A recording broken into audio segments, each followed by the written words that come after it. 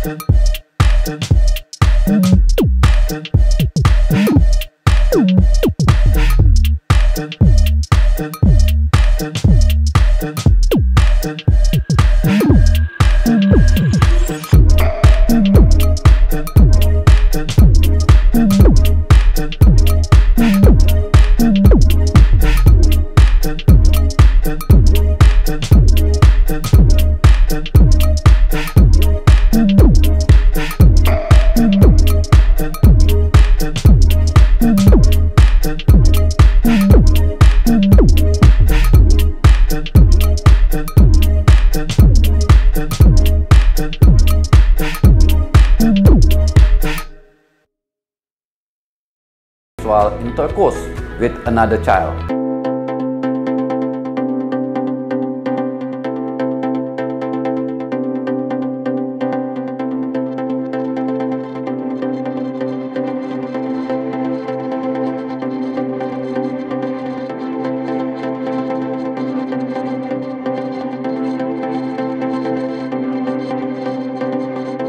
Their reproductive organs. The publicity accessible verdict suddenly cast a dark shadow over the child's future. While the media is prohibited from publishing immoral act, the court is in the fact publishing displaying the news on its website. It raised a stark contradiction in the protection of the child's personal data. In another ruling verdict number XX 2016, the only personal data of children not disclosed are their name, while other data description of the crime and indicated in full detail, including the location of the crime, the full personal data of witnesses, and also children are all mentioned.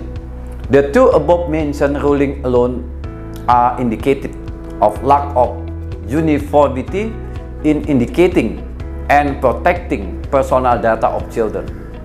Although in the second verdict the child name was not indicated, other identity data could be found, exposing the child privacy to the public.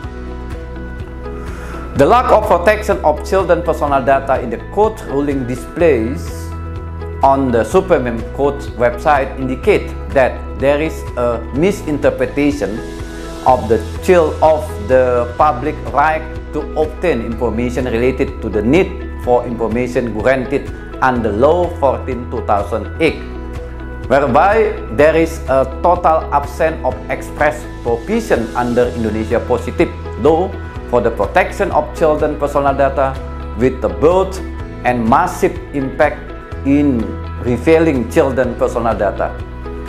The Supreme Court does not have in place technical protocol to guideline regarding the protection of children personal data in court ruling, so that its court applies a different policy for indicating a child personal data in its ruling files.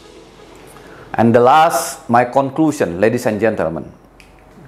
The first conclusion: the protection of children personal data is not specifically provided for under Indonesia Positive Law, either in the Child Protection Law, Law number 23/2002, Law number 35/2014, the Child Criminal Justice System Law, Law number 11/2012, or in other laws. It's also lacking in the Personal Data Protection Law.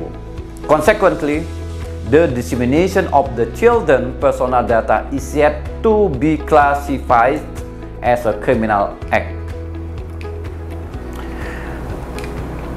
The second conclusion of my research, and this is the last presentation, it's evident that in certain court ruling there is no protection whatsoever of children personal data. Hence, the identity of children who have committed a crime, the victim of a crime, and children as a witnesses as a crime can be indicated openly and completely in the verdict.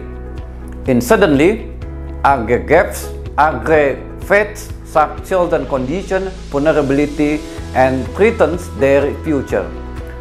Therefore, the Supreme Court should consider issuing a Supreme Court regulation, or in Indonesia we call that PERMA, to provide protection of personal data in court decision, as well as to provide guidelines concerning the form of decision for children facing the law. In addition to that, the Supreme Court needs to consider determining that decision involving children should not be included in the decision directory website